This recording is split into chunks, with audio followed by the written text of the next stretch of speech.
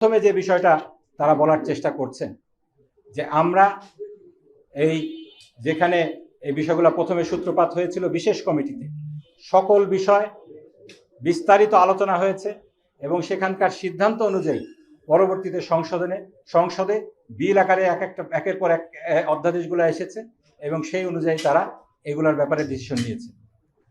এক্ষেত্রে একটা জিনিস বলে রাখি, এই বিশেষ কমিটির একটা ওনারা রিপোর্ট বের করেছে, কিন্তু এই রিপোর্টে আমরা দেখছি না যেখানে এই বিশেষ কমিটির বৈঠকে শুধু আমরা নয়, সরকার দলীয় কিছু সংসদ সদস্য ডিসেন্ট দিয়েছিলেন, নোট অফ ডিসেন্ট দিয়েছিলেন, বিশেষ করে হিউম্যান রাইটস কমিশনের বিষয়ে এবং মানবাধিকার যে কমিশন অধ্যাদেশটা আছে সেটার বিষয়ে এবং এই হাইকোর্টের যে সুপ্রিম কোর্টের যে সচিবালয় আছে সেটার ব্যাপারে আমরা দেখেছিলাম কিছু কিছু সরকার দলীয় সদস্য তারা অত্যন্ত শক্তভাবে জোরালোভাবে তাদের কথাগুলো বলেছে, কিন্তু এখানে তাদের সকল বিষয়গুলোকে এড়িয়ে যাওয়া হয়েছে। এই নোটে এই রিপোর্টে সেগুলোকে ইনকর্পোরেট করা হয়নি।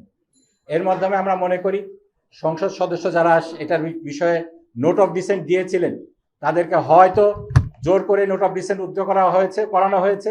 এটাও মানবাধিকার এবং গণতন্ত্রের যে সুস্থ চর্চা আমরা চাচ্ছি, 70 অনুচ্ছেদ তারা বলছেন কয়েকটি বিষয় ছাড়া 70 অনুচ্ছেদের অন্য বিষয়গুলোকে উঠিয়ে দিবেন, এটার খেলাফ। তাদের যেই নির্বাচনী ইশতেহার আছে সেখানে কিন্তু পরিষ্কার বলেছেন সংসদ সদস্যদেরকে ফ্রিলি কথা বলতে দিবেন, সেটার খেলাফ। অথবা এই সত্যের অপলাপ করে এই রিপোর্টে তাদের বক্তব্যগুলোকে অন্তর্ভুক্ত করা হয়নি।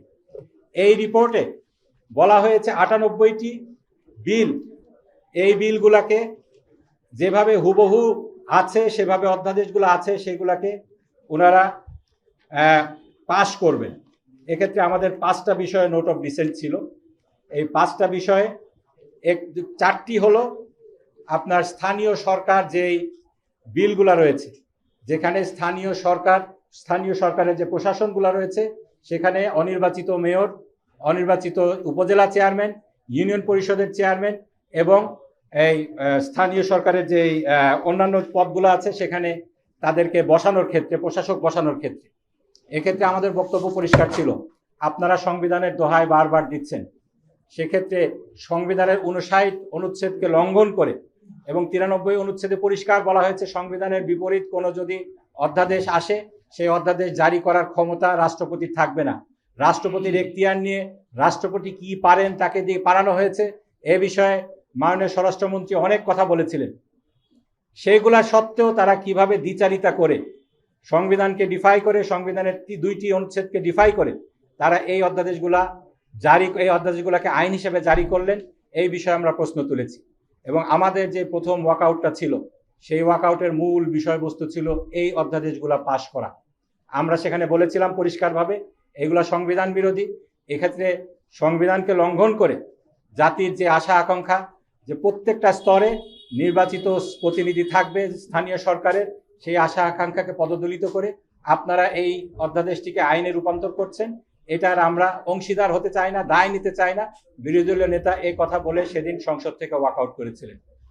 সাংবাদিক বন্ধুগণ, আপনাদের মাধ্যমে জাতির কাছে প্রশ্ন, এটা কি খুব অযৌক্তিক ছিল? দ্বিতীয় যেই পর্যায়টা যেটা আলোচনা করতে চাই সেটা হলো সংসদে কিভাবে আলাপ আলোচনা হবে সে বিষয়েও একটি এগ্রিমেন্ট হয়েছিল। খাদ্য উপদেষ্টা কমিটির যে মিটিং হয়েছিল সেখানে সম্মানিত বিরোধী দলীয় নেতা ছিলেন, সম্মানিত সংসদীয় দলের নেতা ছিলেন, স্পিকারের নেতৃত্বে সেই বৈঠকটি হয়েছে। আমরা আইনজীবী হিসাবে পরামর্শ দিয়েছিলাম সংবিধানের 93 অনুচ্ছেদ অনুযায়ী যে বিষয়গুলো ল্যাপস করা হবে সেই বিষয়গুলো সরকার দলীয় মন্ত্রী তারা এই বিষয়গুলোকে সংসদে উত্থাপিত নাও করতে পারেন, এই অপশনটা রয়েছে। তার পরিপ্রেক্ষিতে মাননীয় স্পিকারের কাছে সম্মানিত বিরোধী দলীয় নেতা এই বিষয়টি উত্থাপন করেছিলেন। আমাদের নোট অফ ডিসেন্ট এমন অনেকগুলা বিষয়ে দেওয়া হয়েছে যে এইগুলাকে ল্যাপস করার কথা বলা হচ্ছে। আমাদের দাবি এই সকল বিষয়গুলো আপনারা ল্যাপস করেন, আপনারা সংখ্যাগরিষ্ঠ আপনাদের আছে, ব্রুট মেজরিটি আছে, আপনাদের সংখ্যাগরিষ্ঠতার জন্য আপনারা যা ইচ্ছা তাই করতে পারেন, কিন্তু আমাদেরকে অ্যাটলিস্ট জনগণের যে কথাগুলো আছে, আমাদের যে নোট অফ ডিসেন্ট আছে এইগুলো তুলে ধরার সুযোগ দিবেন। সেই পরিপ্রেক্ষিতে মাননীয় স্পিকার জনাব আমাদের সংসদীয় দলের নেতাকে আশ্বস্ত করেছিলেন দরকার হলে রাত 12টা পর্যন্ত সংসদ চালানো হবে, তারপরে প্রত্যেকটা বিষয় নিয়ে আলোচনা করা হবে। এরপরে যখন আলোচনা শুরু হলো এখানে সংবিধানের কার্যপ্রণালী বিধি যেটা রয়েছে সংসদ চালানোর, তার দুইটা ধারা রয়েছে, ৭৭ এবং ৭৮। ৭৭ হলো ফার্স্ট রিডিং এর ব্যাপারে, আর ৭৮ হলো সেকেন্ড রিডিং এর ব্যাপারে। আমরা দেখলাম ফার্স্ট রিডিং এর ব্যাপারে যেটা বলা হয়েছে, এক্ষেত্রে বিল উত্থাপনের সময় যখন অনুমতি প্রার্থনা করা হয়, তখন কারো যদি আপত্তি থাকে তাকে 2 মিনিট স্পিকার সুযোগ দেন এই আপত্তিটা তুলে ধরার জন্য। আর ৭৮ বিধিতে সেক্ষেত্রে এই বিলের উপরে বিস্তারিত নীতি নির্ধারণী আলোচনা হয়, ডিবেট হয়। এক্ষেত্রে যারা পার্টিসিপেট করেন তাদেরকে একটু বেশি সময় দেওয়া হয়।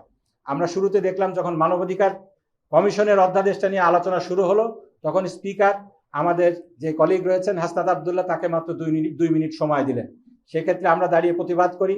মাননীয় বিরোধী দলের নেতা বলেন যে আমাদেরকে বলা হয়েছিল পর্যাপ্ত সময় দেওয়া হবে, যেখানে সংসদ মানে সরকারি দলীয় সদস্যগণ ঘন্টার পর ঘন্টা সময় পাচ্ছেন তাদের পজিশনটাকে জাস্টিফাই করার জন্য, আমাদেরকে মাত্র যদি 2 মিনিট সময় দেওয়া হয়, এর বেশি সময় দেওয়া না হয়, তাহলে আমাদের পজিশনটাকে জাস্টিফাই করা, জনগণের কথা তুলে ধরা এটা সম্ভব হবে না। তার পরিপ্রেক্ষিতে আমরা দেখেছি আমাদের পরবর্তীতে যারা বিভিন্ন বিষয়ে আপত্তি উত্থাপন করেছেন 10 মিনিট করে সময় দিয়েছেন। আমরা আমাদের কথাগুলোকে তুলে ধরার চেষ্টা করেছি। এক্ষেত্রে যখন শেষের দিকে এসে একটা সমস্যার সৃষ্টি হলো, আমরা যখন দেখলাম যে সকল বিষয়গুলো আলোচনা হচ্ছে না, তখন আমরা পয়েন্ট রেজ করেছি। এক্ষেত্রে অনেকগুলো বিষয় ছিল, আমি সংক্ষেপে বলার চেষ্টা করছি। একটা ছিল যে এই রিপোর্টে যেভাবে বলা হয়েছে সেভাবে ওনারা বিলগুলোকে উত্থাপন করেননি। এখানে 4টা ভাগে বিলগুলোকে ভাগ করা হয়েছে। প্রথম ভাগ যেগুলা অ্যাজ ইট ইজ পাস হয়ে যাবে, দ্বিতীয় ভাগে বলা হয়েছে সংশোধিত আকারে যেগুলো পাস হবে, তৃতীয় ভাগে বলা হয়েছে যেগুলাকে উঠানো হবে না, ল্যাপস করা হবে, চতুর্থ ভাগে বলা হয়েছে যেগুলাকে রহিত করা হবে। দ্বিতীয় ভাগের বিষয়গুলা সকলগুলা সংসদে উত্থাপিত হওয়ার কথা ছিল, কিন্তু পুলিশ সংস্কার যেই অধ্যাদেশ, পুলিশ কমিশন অধ্যাদেশ যেটা ছিল, সেটা দ্বিতীয় লিস্ট অর্থাৎ সংশোধিত আকারে উত্থাপিত হওয়ার সেই লিস্টে ছিল, কিন্তু এটাকে উত্থাপন করা হয়নি। এক্ষেত্রে আরো যে অনিয়মগুলা হয়েছে, প্রথম দিন যখন এই বিলগুলা কিভাবে উত্থাপিত হবে সেটার ব্যাপারে আইনমন্ত্রী বলছিলেন এই যেই ডকুমেন্টগুলো আছে এইগুলাকে যদি ছাপাইতে হয় তাহলে 12 লক্ষ টাকা খরচ হবে। সুতরাং আমরা সকল কিছু ওয়েবসাইটে দিয়ে দেব, আপনারা দেখে নিয়ে আপনাদের যেই আপত্তিগুলো আছে সেগুলো উত্থাপন করবেন। তার পরিপ্রেক্ষিতে স্পিকার রুলিং দিয়েছিলেন না, এটা হবে না। আমাদের বিরোধী দলীয় নেতাও এটার ব্যাপারে প্রতিবাদ করেছিলেন যে আগের বিলে কি ছিল, অধ্যাদেশে কি ছিল, আর নতুন বিলে কি আছে, তার একটা তুলনামূলক যেই টেবিল সেটা আমাদের সামনে থাকতে হবে, তা না হলে আমাদের মতামত দেওয়া খুবই দুরূহ হয়ে যাবে। এটার ব্যাপারে যে কার্যপ্রণালী বিধিতে নিয়ম উল্লেখ আছে যে 3 দিন আগে সকল কিছু দিতে হবে, কাগজপত্র দিতে হবে, কিন্তু স্পিকার চাইলে এই ডিলেটা কন্ডন করতে পারেন। স্পিকার যেহেতু আমাদের সময় কম ছিল, সময়ের ব্যাপারে একটা কথা আমি শুধু বলবো, আমাদের সংসদ নির্বাচন হয়েছে 12ই ফেব্রুয়ারি, 17 তারিখে আমরা শপথ নিয়েছি। এরপরে 1 মাস ডিলে করে 12ই মার্চে আমাদের সংসদ অধিবেশন আহ্বান করা হয়েছে। এরপরে যেহেতু ঈদ ছিল, ঈদের কারণে আমরা আর একটা দিন 15 তারিখে সংসদে বসতে পেরেছি। এরপরে দীর্ঘ একটি বিরতির পরে ঈদের পরে 29 তারিখে আমরা যখন সংসদ শুরু করি, আমাদের সামনে সময় খুবই কম ছিল এই 133টি বিলকে আইন হিসাবে পরিণত করার জন্য। আমি এটাকে মনে করব এখন সকল কর্মকাণ্ড দেখে আমাদের কাছে যেটা মনে হচ্ছে, এইটা সরকারের একটা ইচ্ছাকৃত ডিলে ট্যাকটিক্স ছিল, যাতে করে শেষ দিকে এসে এই সমস্ত বিষয় আর বেশি আলোচনা না হয়। সম্মানিত সাংবাদিক বন্ধুগণ, যেটা বলছিলাম, এক্ষেত্রে স্পিকার বলেছিলেন যে কাগজপত্র আপনারা 3 দিন আগে না দেন, কিন্তু 1 দিন আগে আপনাদেরকে দিতে হবে, টেবিল আকারে দিতে হবে, কিন্তু আমাদেরকে 1 দিন আগেও দেওয়া হয় নাই। কিছু কিছু বিল, যে বিলগুলা সেগুলার ব্যাপারে অনেক লুকাচাপা সরকারি দল করেছে, আমাদের বিল পাস করার 1 ঘন্টা আগে, 10 মিনিট আগে, 15 মিনিট আগে এভাবে করে দিয়েছে। একটা বড় বিল যে ব্যাংক রেজুলেশন অধ্যাদেশ, যেটা এটার ব্যাপারে প্রথমে কথা ছিল, আমার কাছে নোট আছে, সেখানে সরকারি দল বলেছিল বিশেষ কমিটিতে যে এই বিলের অধ্যাদেশের 86 এবং 88 অনুচ্ছেদ যেটা রয়েছে, সেখানে 86 অনুচ্ছেদে অপরাধের কথা বলা হয়েছে, 88 অনুচ্ছেদে শাস্তির কথা বলা হয়েছে। এই বিষয়গুলোকে যেহেতু সুন্দরভাবে ডিফাইন করা হয়নি, এই বিধিটাকে, এই অধ্যাদেশটাকে ল্যাপস করা হবে। পরবর্তীতে আমরা দেখলাম এই রিপোর্টে এটা ল্যাপসের জায়গায় না রেখে সংশোধিত আকারে উত্থাপিত হবে বলে রাখা হয়েছে। তার পরবর্তীতে আমরা কি দেখলাম, এই বিলটা যখন উত্থাপিত হবে তার 10 মিনিট আগে আমাদের কাছে পুরা বিলের কপি দেওয়া হলো। প্রায় 78টা বেশি অনুচ্ছেদ এই বিলে রয়েছে। এক্ষেত্রে আমরা দেখলাম এটাকে সংশোধন করা হচ্ছে না, পুরাপুরি আগের অধ্যাদেশটাকে রহিত করে নতুন বিল আকারে এখানে আনা হয়েছে। এবং 18 কতে এটা আমাদের মাননীয় যিনি আছেন সুপ্রিম কোর্টের সিনিয়র আইনজীবী আছেন শিশির মোহাম্মদ মনির, উনি বিস্তারিত বলবেন। 18 কতে যে ব্যাংক ডাকাতদের কথা আমরা শুনেছি, যারা হাজার হাজার কোটি টাকা লুটপাট করে নিয়ে গিয়েছে, তাদেরকে আবার সব টাকা পরিশোধ না করে শুধু অঙ্গীকার একটা দিয়ে এই ব্যাংকগুলোর কর্তৃত্ব ফিরে পাওয়ার সুযোগ রাখা হয়েছে। এই যে লুকোচুরি করা হলো, এই বিষয়ে মাননীয় বিরোধী দলীয় নেতা বলেছিলেন, মাননীয় খুব ঠাট্টা করেই বলেছিলেন যে সরকার দলীয় সদস্যগণ হয়তো খুব দ্রুত পড়তে পারেন, তারা অর্থনীতির ভালো ছাত্র, 2 মিনিটের মধ্যেই এত বড় একটা বিল তারা পড়ে হা কি না দিতে হবে এটা বলে দিতে পারেন, কিন্তু আমরা যেহেতু খারাপ ছাত্র, 2 মিনিটের মধ্যে আমাদের এটা পড়া সম্ভব না, এটা হা বলবো কি না বলবো বুঝতে পারছি না, সেজন্য আমরা চুপ করে আছি। এই ধরনের অনিয়ম এখানে হয়েছে। এবং শেষ দিনে যেটা হয়েছে, আমাদের চূড়ান্ত যে ওয়াকআউটটা আমরা করলাম, সেখানে কি হলো? সেখানে যেটা হলো, আমাদেরকে একটা বিল সামনে দেওয়া হলো যে বিষয়ে সর্বদলীয় ঐক্যমত্য হয়েছিল, যেটা অ্যাজ ইট ইজ পাস হয়ে যাবে। জুলাই যে জাদুঘরের বিষয়টা, সেই বিষয়ে যে অধ্যাদেশটি বিল আকারে আসবে, সরকার বিলটা উপস্থাপন করলেন এবং এই বিলের কাগজপত্র আমাদেরকে খুব আধা ঘন্টা আগে দেওয়া হয়েছে। এরপরে আমরা দেখলাম সরকার দলীয় একজন সংসদ সদস্য এটা সংশোধনের প্রস্তাব আনলেন এবং এই প্রস্তাবে যেটা বলা হলো যে এই জাদুঘরের পরিচালক থাকবেন মন্ত্রী কিংবা প্রতিমন্ত্রী, এবং অন্যান্য যারা আছেন তাদেরকে, যারা পরিচালক থাকবেন তাদেরকে অপসারণ করার একচ্ছত্র ক্ষমতা এই সরকারের হাতে থাকবে। এই দুইটা বিষয়ে প্রথমত তারা আলোচনা করতে পারতেন, আমাদের সাথে আলোচনা করেননি। আমাদেরকে নোট অফ ডিসেন্ট দেওয়ার সুযোগ দিতে পারতেন, সেটা তারা দেননি। এবং আমাদেরকে প্রকারান্তরে তারা অ্যাম্বুশ করেছেন, পিছন থেকে এসে অতর্কিতভাবে আমাদেরকে এই বিষয়ে সারপ্রাইজ করেছেন। তার পরিপ্রেক্ষিতে আমরা আপত্তি উত্থাপন করেছি। এক্ষেত্রে আমাদের মাননীয় বিরোধী দলীয় হুইপ যিনি আছেন জনাব নাহিদ এই ব্যাপারে বিস্তারিত বলেছেন।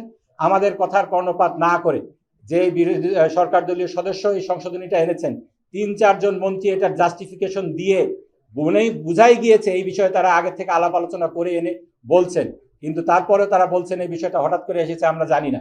হঠাৎ করে এসে থাকলে হঠাৎ করে আপনারা কিভাবে সবাই একমত হয়ে গেলেন? 3-4 জন মন্ত্রীর কাছে হঠাৎ করে মনে হলো এটা খুব যুক্তিপূর্ণ সংশোধনী আনা হয়েছে, এটা তো হতে পারে না। আপনারা এটাকে পাশ করালে, এই পাশ করানোর পরিপ্রেক্ষিতে আমরা চূড়ান্তভাবে ওয়াকআউট করি। আমাদের এর মধ্যে আমরা বুঝে গিয়েছিলাম যে আমাদের কোনো কথাই শোনা হবে না, আমাদের কোনো কথাই বলতে দেওয়া হবে না। এবং বিরোধী দলের নেতা সেখানে পরিষ্কারভাবে বলেছিলেন, আজকে 91টা বিল আপনারা পাশ করলেন, যে বিলগুলোকে ল্যাপস করছেন সেই ব্যাপারে আপনি মাননীয় স্পিকার কথা দিয়েছিলেন রাত 12টা পর্যন্ত হলেও আলোচনা, সংসদ চালু রেখে আলোচনা করা হবে। আলোচনাটা কেন করলেন না? এই আলোচনা বিষয়টা কোথায় চলে গেল, যে বিষয়ে আমাদের ঐক্যমত্য হয়েছিল? তার পরিপ্রেক্ষিতে আইনমন্ত্রী যেটা বললেন যে পরবর্তীতে বিল আকারে এগুলো উত্থাপন করা হবে, যেটার সময় আমাদেরকে আলোচনার সুযোগ দেওয়া হবে। যেহেতু তারা এই বিলগুলা পাশ করার সময় কিংবা ল্যাপস করার সময় তাদের যে কথাগুলোকে তারা ভায়োলেট করেছে, সেজন্য আমরা প্রতিবাদ স্বরূপ আমরা ওয়াকআউট করেছি, আমাদের কথাগুলোকে পরবর্তীতে সাংবাদিক সম্মেলনের মাধ্যমে বলার চেষ্টা করেছি।